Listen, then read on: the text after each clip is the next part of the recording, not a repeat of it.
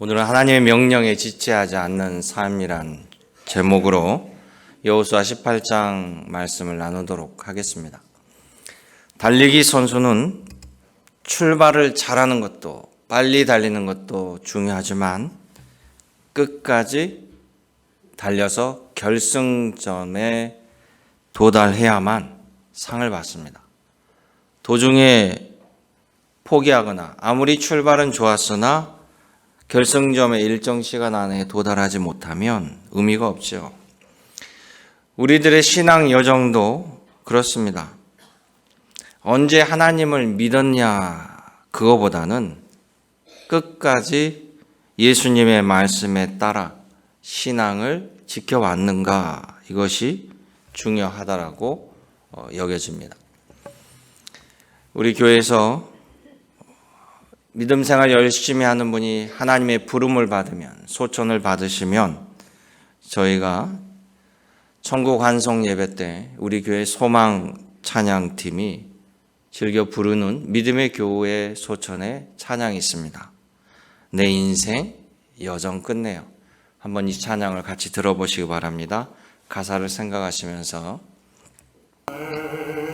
인생 여정 끝내요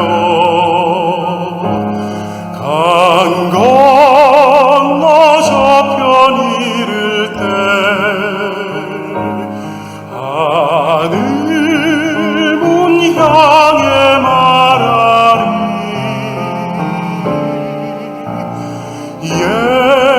예수 인도하셨네 매일 발걸음마다 예수 인도하셨네 성도 앞에 나의 짐을 모두 얻고 하는 말 예수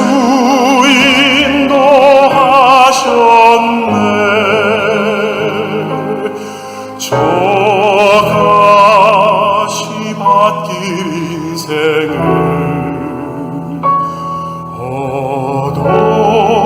허덕이면서 갈 때에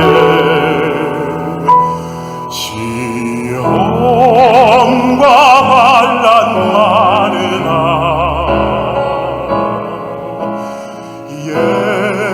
예수 인도하셨네 내 밟은 발걸음마다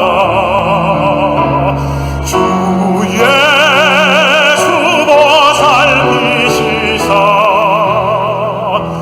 승리의 개가 부르며 언제나 주를 찬송하리라. 아멘. 사도 바울은 디모데후서 4장 7절에 디모데에게 이런 말을 합니다. 나는 선한 싸움 싸우고 나의 달려갈 길을 마치고 믿음을 지켰으니 이제 후로는 나를 위하여 의의 면류관이 예비되어 있습니다. 이렇게 고백합니다.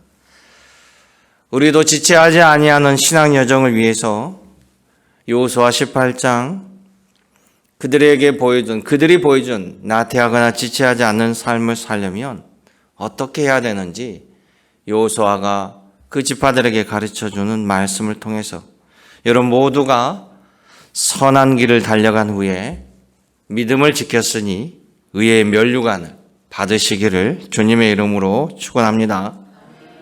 모두가 주님께 잘했다 칭찬받는 주의 자녀가 되시기를 주님의 이름으로 다시금 축복합니다. 오늘 본문의 배경을 보면 지난주, 지지난주 설교 말씀처럼 가나안 땅을 그들은 정복했습니다. 그들은 요단 동편으로 진입해서 요단 동편을 먼저 장악을 했죠. 그리고 세 지파에게, 두 지파 반에게 요단 동편을 나눠주고 여리고 성이 있는 곳으로 요단강을 건너서 진입합니다. 그리고 그 진입한 여리고성 근처에 길갈이라는 곳에 성막을 세우고 여리고성을 무너뜨립니다. 그리고 아이성, 그러면서 점차 남부와 북부를 장악해 가죠. 그러는 동안 이스라엘 백성들은 길갈의 성막 근처에 거주하고 있다가 실로라는 곳으로 옮기게 됩니다. 실로로 성막을 옮겨요. 그 실로라는 곳에서 바로 엘리 제사장이 있었고 한나라는 여인이 아이를 낳기 위해서 간절히 기도했던, 즉 지금의 성전 같은 성막이 있었던 곳입니다. 그 실로에서 모여서 함께 제사를 지내면서 여호수아가 땅을 분할을 하죠. 그러면서 요단 동편은 이미 두 지파 반에게 나눠줬고, 지난주 지지난주에는 유다 지파에게 예루살렘이 포함된 남부를, 그리고 요셉의 두 아들 에브라임과 므낫세에게 가나안 중부를 줍니다. 그런데 나머지 7개 지파가 여호수아 앞에 나오지 않는 거예요. 시간이 지체되고 땅을 분할해 가지 않습니다. 왜 그랬을까요? 그들은 지금 그들이 머물고 있는 그 성읍에 안주해 버린 거예요. 이제 전쟁도 끝났겠다. 시간이 지나고 살만하니까 굳이 가나안 땅 잔존 세력을 몰아내는 힘든 일을 하고 싶지 않은 것이죠. 그냥 이대로가 좋은 거예요. 쉽게 말하면 나태해지면서 하나님께서 주신 가나안 땅에 대한 목표의식, 우선순위가 흐려져 버렸다는 것입니다. 그래서요, 하나님의 명령을 지체하지 아니하고 준행하려면 첫째는 하나님의 명령이 우리 삶 속에 우선순위가 되어야 한다라는 사실입니다. 여호수아서 18장 2절에는 바로 그 사실을 지적하며 시작합니다. 이스라엘 자손 중에 기업의 분배를 받지 못한 자가 아직도 7지파이다 라면서 여호수아가 그들을 꾸짖으면서 시작해요. 우리는 하나님의 명령을 들어도 되고 안 들어도 되는 것이 아니라 잘 살기 위해서는 반드시 들어야 됩니다. 그래서 오늘 교동문 127편 첫 줄에도 여호와를 자기 하나님으로 삼은 나라, 곧 하나님의 기업으로 선택된 백성은 복이 있도다 그랬어요. 그 말은 하나님의 명령에 따라 사는 백성이기 때문에 복이 있다라는 거예요. 그래서 우리는 주님을 믿고 주님을 앙망하는 그 신앙, 주님을 믿고 앙망하는 신앙은 날마다 주의 말씀 따라 성장하고 앞으로 나아가는 경주입니다. 신앙은 매일 성화를 이뤄내고 성품의 변화를 일으켜서 주님의 말씀대로 변화되는 삶을 일궈내야 돼요. 신앙인의 가장 위험 신호는 이만하면 됐어요. 주일 대예배만 지키면 되지. 이렇게 상한 선을 그어놓으면 그 신앙은 퇴보합니다. 오로지 신앙의 기준은요, 나의 만족이 아니라 하나님을 만족하는 삶을 살아야 되는 거예요. 남유다 왕국이 바벨론 제국에 의해서 멸망당합니다. 성경은 남유다 제국이 멸망당한 이유가 너희가 하나님을 버렸기 때문에, 하나님의 명령을 버렸기 때문에, 그리고 다른 나라의 우상을 더 강력하게 믿고 섬겼기 때문에 하나님께서 내가 더 이상 너와 함께하지 않는다. 그래서 멸망한 거예요. 이스라엘에게 있어서 남유다의 멸망은 그들의 평생 가는 충격입니다. 왜냐하면 하나님의 성전이 철저하게 파괴됐거든요. 그리고 모든 기물들이 다 바벨론에 약탈당했거든요. 그러면서 그들은 자기네 땅에 살지 못하고 다 바벨론의 포로로 끌려가서 비참하게 살았습니다. 그제서야 소 잃고 외양간 고친다라고 그제서야 바벨론 제국 그발 강가에서 거짓대처럼 그발 강가 주변에 살아가면서 회개하고 하나님께 돌아옵니다. 하나님은 남유다가 멸망한 지 70년 만에 이 바벨론 제국을 바사 제국에 의해서 멸망시켜요. 그러면서 그 바사 제국이 유대인들을 본국으로 돌아가게 합니다. 그러면서 놀라운 것은 본국으로 돌아가게 하면서 성전 기물 다 주며 돈도 대주며 너희 성전 지어라. 그리고 너희 성전 지어서 너희 하나님을 섬겨라. 너희 하나님을 섬기고 제사할 때 나와 내 왕자들을 위해서도 기도해 주라. 그 조건 하나 달고 모든 걸 줘요. 그 왕이 페르시아 왕인데 고레스 왕입니다. 그런데 놀랍게도 예레미야서에 보면 고레스는 내 종이라 이렇게까지 기록되어 있어요. 하나님이 바사 제국을 들어 쓰신 거죠. 그래서 처음에 5만 명이 돌아옵니다. 그리고 성전을 지어요. 성전을 짓는데 이들은 유다 왕국 후손들이기 때문에 우리가 알고는 유대인들이에요. 여기서부터 이제 유대인이라고 그래요. 북이스라엘은 이미 멸망해서 사마리아인이라고 합니다. 혼혈이 돼버렸고. 그래서 처음에 와서 성전을 짓겠다니까 사마리아인들이 그곳에 있었던 사마리아인들이 우리도 같이 도울게요. 그랬더니 유대인들이 너희는 우리 민족이 아니잖아. 너희는 성전을 지을 이유도 없고 참여할 이유도 없어 하고 거절을 해요. 그때부터 사마리아인들이 돌아섭니다. 적으로 돌아서서 이 성전 짓는 것을 끊임없이 방해를 해요. 그래서 성전을 짓다가 도중에 멈추게 되고, 왜 그러면 자꾸 바사 당국에 고발하고 황제에게 고발하고 주변에 있는 시리아 총독에게 이들이 모여서 폭동을 일으키려고 작당을 합니다. 라고 뭐 이런 여러 가지 정치 상황에 의해서 그들이 중단을 해버리는데 14년이나 중단을 해버려요. 처음에는 힘들어서 중단했지만 나중에는 그냥 자기 삶에 안주하다 보니까 굳이 성전을 지어야 되겠다는 목적의식이 사라져버린 거죠. 그랬더니 하나님께서 그때 보낸 선지자가 학개 선지자. 학개 선지자가 얘기합니다. 빨리 성전을 다시 지으라. 성전을 지으면 내가 그로 인하여 기뻐하게 되고 너희가 큰 영광을 얻으리라. 하나님은 복 주시기를 성전에서 만나기를 기다리고 있는데 그들이 하지 아니하게 학개를 보냅니다. 두 번째, 그래도 지체하니까 스가랴 선지자를 보내요. 그래서 뭐라고 얘기하냐면 성전 짓기가 힘드냐? 걱정하지 마라. 너희의 힘으로 하는 것이 아니고 바로 나의 영으로 하느니라. 할렐루야. 결국 이스라엘 백성들이 각성을 하고 다시 성전을 짓기 시작해서 BC 516년에 제2성전이 예루살렘에 세워집니다. 그게 바로 수르바벨 성전이라고 하고 제2성전을 확장한 것이 솔로몬 성전이, 아니 솔로몬 성전 때 헤롯 성전이 그 성전을 확장한 겁니다. 그래서 유대인들은 아직까지 제2성전밖에 없었고 그 제2성전이 로마 제국에 의해서 무너졌다라고 여기기 때문에 지금 현대 유대인들은 제3성전을 짓기 위해서 준비하고 있는 것이죠. 그러면서 수르바벨 성전이 세워지니까 하나님이 에스라를 보내서 다시 율법 말씀을 가르치게 하고 하나님의 말씀이 임하게 된다라는 거예요. 그러게 사랑하는 성도 여러분, 하나님의 백성은요, 하나님의 명령이 우선순위입니다. 하나님의 가르침을 들어야 돼요. 하나님의 말씀이 우리에게 생명입니다.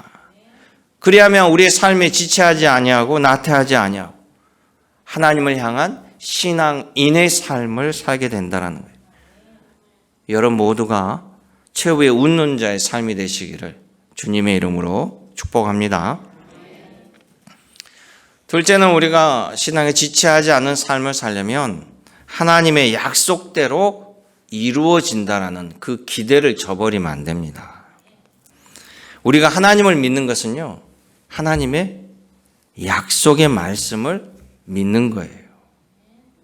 그러니까 우리 하나님을 믿는, 예수님을 믿는 신앙인들은 주님의 약속의 말씀을 떠나서 살 수 없습니다. 우리가 이 시간 모이는 것도요, 우리가 안식일이 아닌 주일에 모이는 것도 바로 우리 예배를 받으시고 나를 기억하시고 내가 선을 행함으로 주님의 은혜를 잊게 되고 죽음 이후에 부활의 영광을 누리며 하나님께 영생 복락을 누리며 면류관을 얻는 승리의 삶을 살아간다는 것, 다 주님이 주신 약속이에요. 약속의 말씀을 믿고 우리가 주님을 찬양하고 주님을 경배하고 주님이 주시는 힘과 지혜와 능력으로 공급받아 이 땅에 살아가는 겁니다. 여호수아서 18장 3절에 보면 여호수아는 주저하는 7지파에게 이렇게 꾸짖습니다. 여호수아가 이스라엘 자손에게 이르되 너희가 너희 조상의 하나님 여호와께서 너희에게 주신 땅을 점령하러 가기를 어느 때까지 지체하겠느냐라고 그들을 책망하는 거예요. 가나안 땅은 이미 하나님이 주셨다라는 거예요. 그 하나님이 어떤 하나님입니까? 여호수아는 굳이 여기다가 너희 조상의 하나님 여호와께서 이렇게 얘기해요. 너희의 조상의 하나님 여호와께서. 이 말은 뭡니까? 우리가 아는 하나님이 오다 가다 만난 하나님도 아니고 이 가나안에서 만난 신도 아니라는 거예요. 우리 조상 대대로 하나님이 기적과 능력을 행하시고 출애굽의 놀라운 역사를 일으키고 너희와 너희 부모 세대들이 만나를 먹으며 수많은 역경 가운데 하나님의 보호하심으로 하나님의 약속으로 여기까지 오고 심지어 너희는 요단강을 건널 때 기적이 역사하고 요단강이 말라 버리는 그 기적을 체험하고 건너온 주의 백성들이 아니냐. 그런 하나님께서 보정하시고 약속하신 것을 바라보지 아니하고 포기하고 산다라면 도대체 너희는 무엇을 믿고 살아가는 인생이냐는 것이죠. 너희들이 믿고 사는 인생에 그 믿는 것이 뭘 믿고 사냐는 거예요. 여러분, 우리가 죽으면 우리의 영과 혼이 다 사라져버린다, 무가 되어버린다라고 한다면 어떨까요? 죽음 이후에 하나님 나라도 없고 천국도 없다면 이 땅에서 선하게 살든지 악하게 살든지 모든 것이 다 공허한 일이에요. 죽음 이후에 모든 것이 없다라면 아둥바둥 선하게 살려고 할 이유가 있을까요?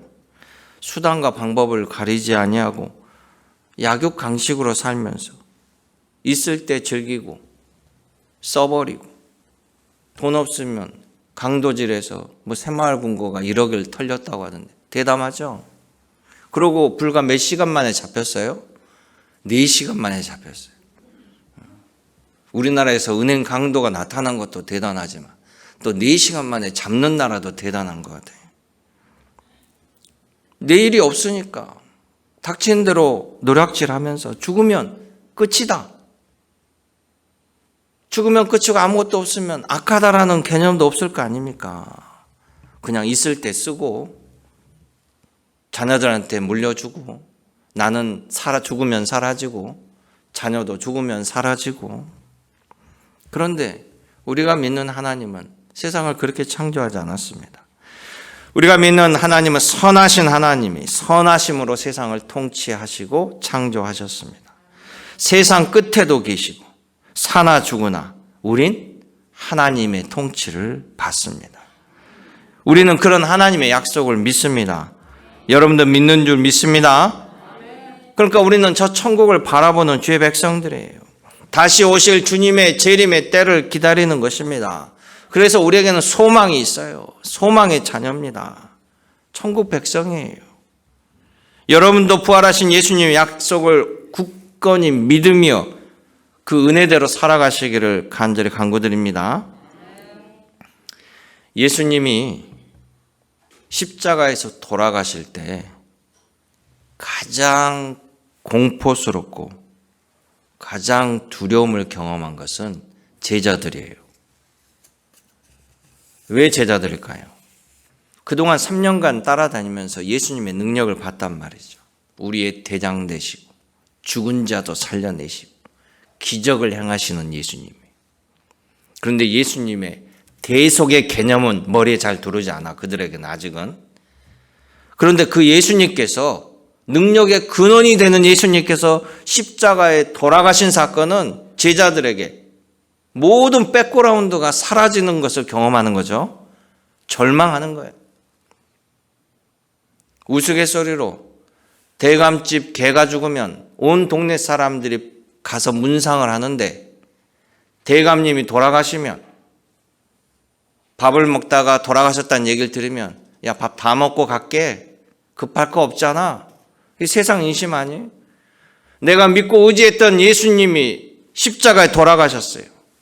예수님께서 죽은 자를 살리는 기적은 보았지만 예수님이 죽으면 누가 살리겠어요? 이런 이성적인 생각에 제자들은 충격에 휩싸이고 다 도망가 버린 거예요. 그런데 예수님이 부활해 오셨어. 부활하신 예수님을 본 순간 그들의 충격은 몇 배로 더 컸을 거예요. 그 충격과 공포. 저렇게 부활해서 돌아오신다고 했는데 그 말도 못 믿고 도망간 자기들에게 다시 오셨으니 얼마나 또 다리가 후들후들 떨리겠어요. 그러면서 예수님의 능력을 확실히 보게 되면서 공포가 믿음으로 바뀌는 거예요. 확고한 믿음으로 바뀝니다. 그래서 예수님의 제자들이 예수님의 부활 이전과 이후의 삶이 완전히 다른 이유가 거기 있는 거예요. 그리고 예수님이 승천을 하시죠. 승천을 하시면서 예수님이 제자들을 위해서, 이 연약한 제자들을 위해서 뭐라고 합니까? 내가 하나님의 우편을 가지만 너희를 위해서 보혜사 성령을 보내리라. 보혜사 성령이 너희와 함께하면 내가 주신 명령을 기억나게 하고 너희를 지키고 인도하리라. 그러니 보혜사 성령을 받기 위해서 예루살렘을 떠나지 말고 함께 모여 기도하라. 이게 예수님의 마지막 당부면서 승천을 하셨단 말이에요. 그런데 이 제자들이 예수님의 승천을 바라보면서요, 이제 남겨진 자기네들은 현실이잖아요. 예루살렘을 떠나지 아니하고 한 군데 모여서 기도하는 것은 그 당시에 자살행위입니다. 당국이 이들을 잡으려고 혈안이 되어 있어요. 그런데 한 군데 모여 있다? 그것도 예루살렘을 떠나지 아니하고 어디 지방이나 끝으로 숨지 아니하고 도심 한복판에 있다? 그런데 제자들은 어떻게 했습니까?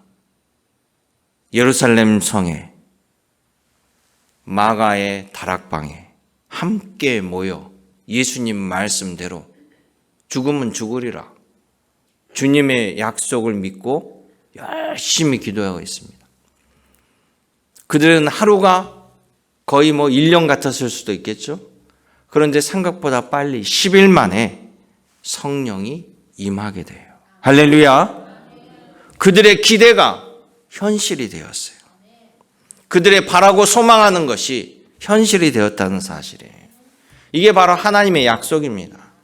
그러게 사랑하는 성도 여러분, 우리가 하나님의 약속을 기대하는 것은 결코 부도수표가 아닌 보증수표가 됨을 반드시 기억하시길 원합니다. 그래야만 우리는 지체하거나 나태하지 않는 신앙의 삶을 살 수 있다는 거죠. 마지막 세 번째 말씀은 우리가 각자의 맡은 임무를 행해야 된다는 거예요. 남이 하는 게 중요하지 않습니다. 나에게 주어진 일을 하는 거예요. 자, 여호수아는 그 7개 지파를 불러서요, 3명씩 각 지파에서 뽑습니다. 그리고 유다 지파와 요셉의 아들 에브라임과 므낫세 지파에게 줬던 땅 위에 나머지 땅들을 곳곳으로 가서 보고 머릿속에 너희 지파의 앞으로의 삶을 그려오라 라고 했습니다. 그리고 나중에 여호수아가 제비를 뽑는 거예요. 그러면 어느 땅이 될지를 모릅니다. 그런데 그들에게 가서 그려보라 라고 보냈다는 거예요. 그것은 하나님이 주실 약속의 땅을 먼저 바라보게 하시는 거예요. 여러분, 아브라함이 자식이 없을 때 아브라함에게 하나님이 밤하늘을 데리고 갑니다. 밤에 칠흑같이 어두운 밤하늘을 보게 해요. 밤하늘에 뭐가 보이겠어요? 수많은 별들이 보이죠. 제가 완도에 살면서 감사한 것은 서울에서는 별을 본 적이 없어요. 달만 봤거든요. 달만. 그런데 밤에 그래도 여기는 이제 읍내라고 박잖아요. 여기 망성리 해경 거기 언덕을 딱 넘어가니까 하늘의 별이 얼마나 깨끗하고 눈앞에 선명한지 깜짝 놀랐어요. 여러분도 삶에 지쳐서 밤하늘 본 적 없죠? 밤에 운동하시면서 불 끄고 조용한 데 가서 하늘을 보세요. 얼마나 경이로운지. 이런 밤하늘에 별이 있었는데 내가 맨날 지지고 볶고 살았구나. 이런 생각이 들 거예요.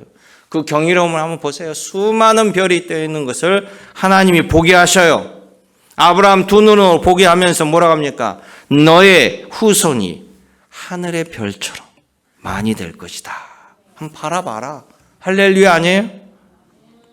또 바닷가를 데려가서 수많은 금빛 모래를 보여주면서 너의 후손이 저렇게 될 거야. 바라봐라. 할렐루야. 그 별을 바라보는 아브라함의 가슴이 얼마나 뛰겠어요. 먼 미래의 후손들을 보게 되면서 내가 이 후손들을 위해서 무엇을 해야 할지, 무엇을 준비하고 노력해야 될지 이걸 생각하게 되는 거예요. 그래서 아브라함은 하나님의 명령에 따라 이 가나안 땅으로 옮겨오면서 헤브론 땅에 돈을 주고 땅을 사요. 그래서 이제 아브라함은 나그네가 아니라 헤브론 땅의 주인이 되는 거예요. 나중에 그곳에 가족묘를 쓰게 되고. 그래서 출애굽했던 이스라엘 백성들이, 그래서 헤브론과 브엘세바에 살던 이 후손들이 나중에 이집트로 야곱 때 갔다가 이집트에서 수많은 꼭 뻥튀기 한 백성들처럼 어마어마한 숫자가 늘어나죠. 그곳에서 애굽의 보호를 받으며 비록 노예 생활을 했지만 수많은 백성들, 큰 민족을 이뤄서 나중에 가나안 땅으로 돌아올 때 여기가 바로 우리 조상의 땅, 우리 아버지의 땅, 할아버지의 땅 돌아올 수 있는 근거가 세워진 거예요. 바로 아브라함이 산 땅입니다. 할렐루야. 또한 아브라함과 조카가 처음에 와서 살 때 둘이 가축이 많아지니까 서로 겹치게 되니까 아름다운 이별을 하잖아요. 아름다운 이별을 할 때 아브라함이 조카 롯에게 너가 원하는 땅을 먼저 골라라 라고 삼촌이 얘기하니까 조카 롯이 눈으로 싹 보니까 가장 좋은 땅, 소돔과 고모라 땅을 먼저 선점해. 저 저리로 갈래요. 그래라 라고 보내줘요. 그리고 남겨진 아브라함에게 성경에 보면 창세기 13장에 보면 하나님이 아브라함에게 나타나요. 그래가지고 이렇게 얘기합니다. 아브라함에게. 야, 너의 눈을 들어 동서남북을 바라보라. 그리고 너가 바라보는 그 땅을 내가 너의 자손에게 주겠노라. 할렐루야. 하나님이 약속하신 거예요. 주시겠다는 복을 받아야죠. 받은 복을 내 것으로 만들어야 될 거 아닙니까? 그러니까 여호수아가 너의 조상 하나님께서 주신 이 땅 왜 가서 차지하지 않고 거기서 정착하여 하나님 말씀대로 살아가지 아니하느냐? 여호수아가 3명씩 파송해서 그 땅을 그려오라는 거예요. 하나님이 주신 명령과 복 받는 일에 나태하지 말고 각자의 임무를 수행하라는 거죠. 여러분, 하나님의 일은요, 특별한 능력자가 하는 것이 아닙니다. 하나님의 말씀에 순종하는 사람들이 하는 거예요. 언변도 없는 모세에게 너는 왕에게 가서 내 백성을 풀어달라고 말해라. 그리고 지도자로 세웠습니다. 소심한 기드온을 너는 큰 용사가 될 것이다 라고 하면서 사사로 부르셨어요. 솔로몬은 처음부터 지혜를 가지고 태어난 왕이 아닙니다. 솔로몬이 지혜를 받게 된 이유는요, 솔로몬이 왕이 돼서 하나님 내가 왕의 역할을 잘하게 해주십시오라고 그냥 제사를 드려도 남보다 다른 스케일로, 어마어마한 스케일로 제사를 드리면서 하나님께 간구하니까 하나님께서 그에게 지혜를 주신 거예요. 그래서 전무후무한 지혜왕이 된 겁니다. 다 모두 하나님께 순종한 사람들이에요. 그 순종한 사람들이 자신의 맡겨진 일들을 열심히 해 나갔던 것입니다. 하나님께서 모세에게 광야에서 처음 성막을 지으라고 해요. 우리 하나님은 어디에나 계시지만 어디에나 계신다 그러면 사람들은 어디에나 계시니까 어디에도 안 계신 것처럼 여기니까 사람들은 어떤 특정한 장소를 중요하죠. 특정한 장소. 그래서 하나님께서 성막을 지어라. 왜? 이동 중이니까 고정적인 것은 만들 수 없고 천막으로 하나님을 만날 수 있는, 내가 거하는 그곳에서 내가 너를 만나주겠다. 대통령으로 따지면 접견실 같은 그런 개념으로. 그래서 성막을 짓게 하는데 하나님께서 모두에게 다 성막 짓는 걸 참여하게 했어요. 하나님이 맡긴 사명 모두가 함께 모두가 성막의 재료를 가져와야 되고 거기에 모두가 참여해서 성막을 짓게 하고 성막을 완수하면 모든 이스라엘 백성들이 다 한 사람도 빠지지 않고 나와서 제사를 올려야 그 제사를 하나님이 받으시고 하나님이 그곳에서 말씀해 주셨습니다. 결국 모두에게 맡겨진 일들을 잘 감당하는 것이 하나님께서 주신 더 큰 은혜를 받는 길이라는 거예요. 그래서 출애굽기 보면 그 성막이 지어진 장면 이렇게 나옵니다. 출애굽기 40장 31절에 모든 백성이 성막을 완성하여 하나님께 봉헌하여 드리니 하나님의 영광이 성막 위에 충만하고 낮에는 구름 기둥, 밤에는 불 기둥이 성막 위에 떠서 이스라엘 백성들을 길을 인도하였더라. 할렐루야. 그러기에 사랑하는 성도 여러분, 우리들의 인생길의 표대 되시는 우리 주님의 말씀 따라 오늘도 우리 앞에 길잡이 되시는 성령님의 인도하심으로 여러분 지체하지 않는 믿음의 삶, 성화의 길, 또 신앙의 길, 주님만 향하여 순종하며 헌신하며 나아가시길. 그래서 주님이 예비한 것을 여러분 것으로 만들어 나아가는 복되고 귀한 주일 되시기를 주님의 이름으로 축원합니다. 은혜롭고 참 좋으신 아버지 하나님, 오늘도 저희를 부르셔서 생명의 말씀을 듣게 하시고 또 새로운 각오를 다지게 하여 주심을 감사드립니다. 날마다 성령의 인치심으로 성령의 말씀으로 우리를 새롭게 하여 인도하여 주옵소서. 언제나 함께 하신 예수님의 이름으로 기도드립나이다. 아멘.